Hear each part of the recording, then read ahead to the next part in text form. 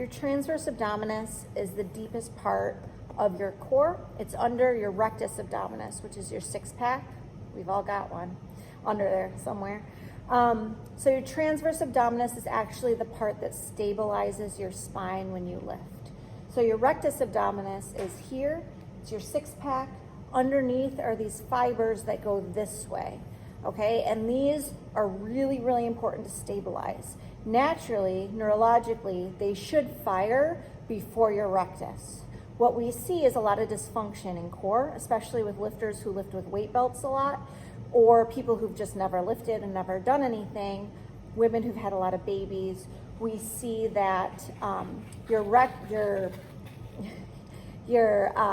abdominis is firing first and trying to do the stabilization job of your transverse abdominis. So your transverse abdominis should stabilize, your rectus abdominis should move, right? So if you're doing a sit-up, your rectus abdominis is doing that work. If you're stabilizing your core in a squat or an overhead position, your transverse abdominis should be doing the work. And when you do something like lift up a weight, close the door in your car, turn, your transverse abdominis should fire first and your rectus abdominis should fire after. So there's some things we can do to help correct this dysfunction if we have it.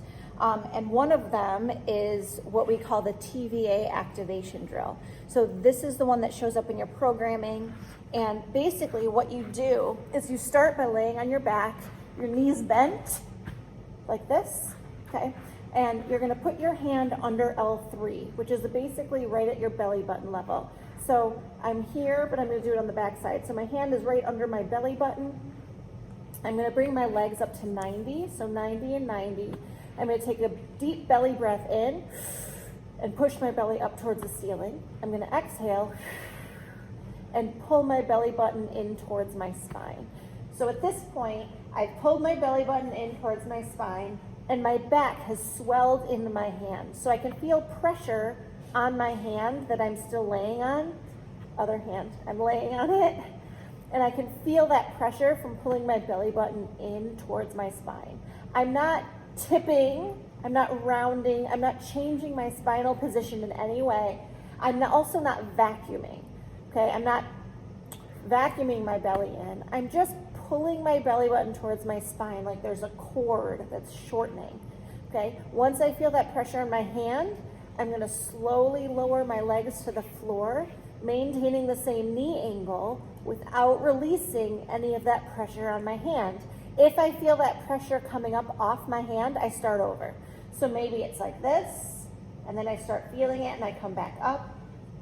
Ideally, I can get all the way down and all the way back up without losing any of that tension, and then I can wreck them out, okay? Long term, what we're going for is the straight legs. Straight legs, maintain that tension the whole way down. I can get to about there. I can't quite get all the way to the floor. So then you bring it back up, right? Maintain that tension all the way down, all the way up. Don't straighten your legs until you can do this solid for a set of 5.